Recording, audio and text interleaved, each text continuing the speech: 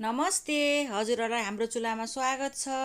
आज चाहिँ मैले नयाँ तरिकाले आलु र थुक्पाको रेसिपी लिएर आएको छु। हजुरहरूले सुरुदेखि अन्तिमसम्म हेरेर साथ दिनुहुन्छ भन्ने आशा गर्दछु।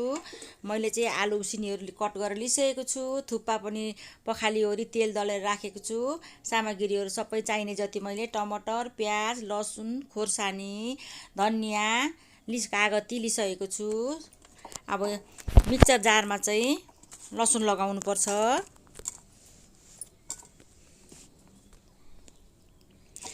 खोर्सानी 3वटा, त्यसपछि टमाटर 5वटा जति टमाटर लगाएको छु।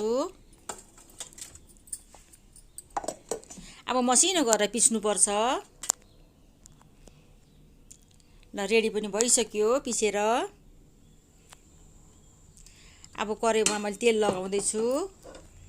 1 चम्चा जति तेल।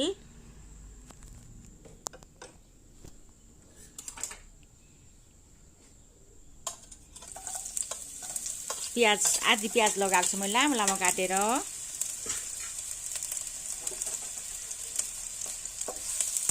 एकैछिन भुट्नुपर्छ प्याजलाई।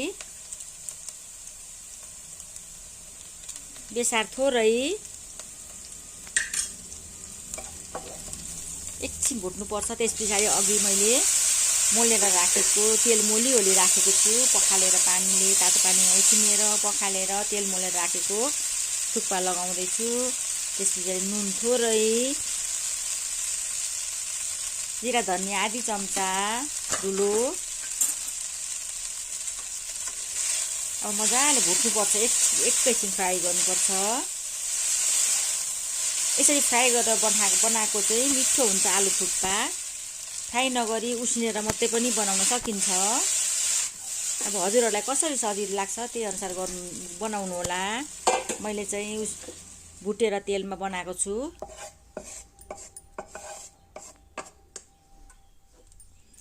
अब म फेरि कराई बसाइसकेको छु।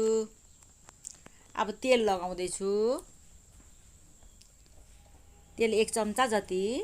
अब जिरा दाना आधी चम्चा फुर्याएँ। अब जिरा रातो रातो भइसक्यो।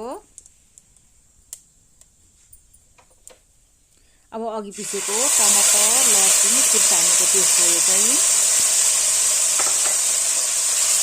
अब पकाउनु पर्छ एकैछिन। यो काँचो टमाटर हो, त्यस कारणले गर्दा एकछिन पकाउनु पर्छ टमाटर पाकुन्जेललाई।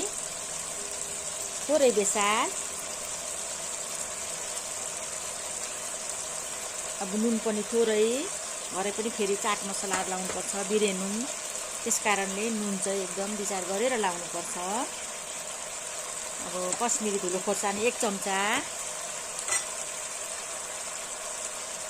जिरा धनियाँको धुलो आधी चम्चा। अब मजाले यो चाहिँ टमाटर मसलाहरू घोल बनाउनुपर्छ। मजाले टमाटरको पानी सुकुन्जेली पकाउनुपर्छ।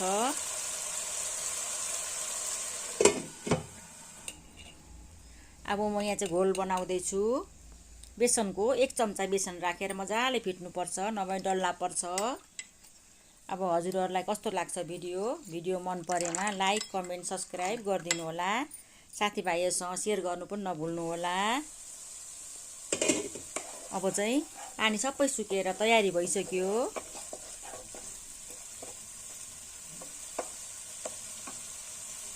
टमाटरको पानी चाहिँ सुकाउनुपर्छ।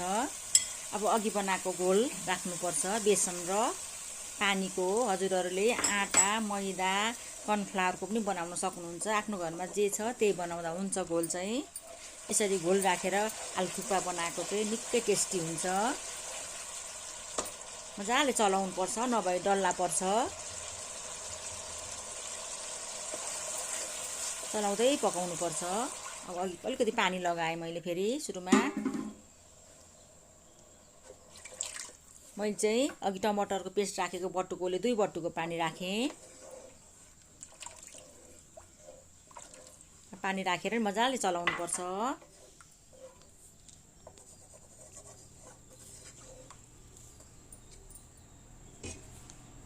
अब छोपेर एकछिन उम्लिन दिनुपर्छ, 1 मिनेट जति।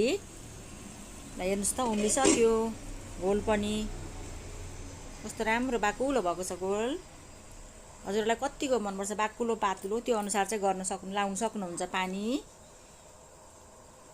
अब अघि उसिनेर काटेको आलु मैले लगाउँदैछु 4वटा।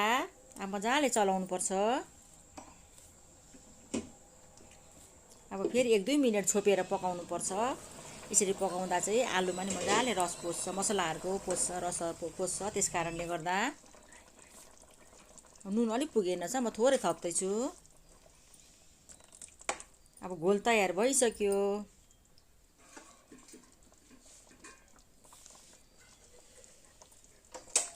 अब चाहिँ हामीले थुक्पा बनाउनलाई आलु थुक्पा बनाउनको लागि तयार पारिरहेको छु। मैले चाहिँ थुक्पा लगाउँदैछु। अब आलु थुक्पा चाहिँ मजाले मुछेर बनाउनुपर्छ यसमा प्लेटमा, अनि खानको लागि रेडी हुन्छ। अब आलु लगाउनुपर्छ, अघिको आलुको घोल आलु।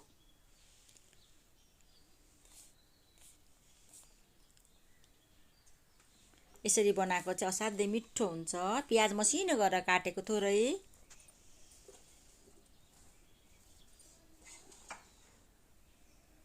मसिनो गरेर काटेको हरियो धनियाँ पत्ता। यसले त झनै राम्रो पनि देखिन्छ, मिठो पनि हुन्छ। कस्तो राम्रो कलर देखिन्छ धनियाँको पत्ताले झन्। त्यस पछाडि चाट मसला आधी चम्चा, मसला चम्चाले। चाट मसला पनि असाध्यै मिठो हुन्छ।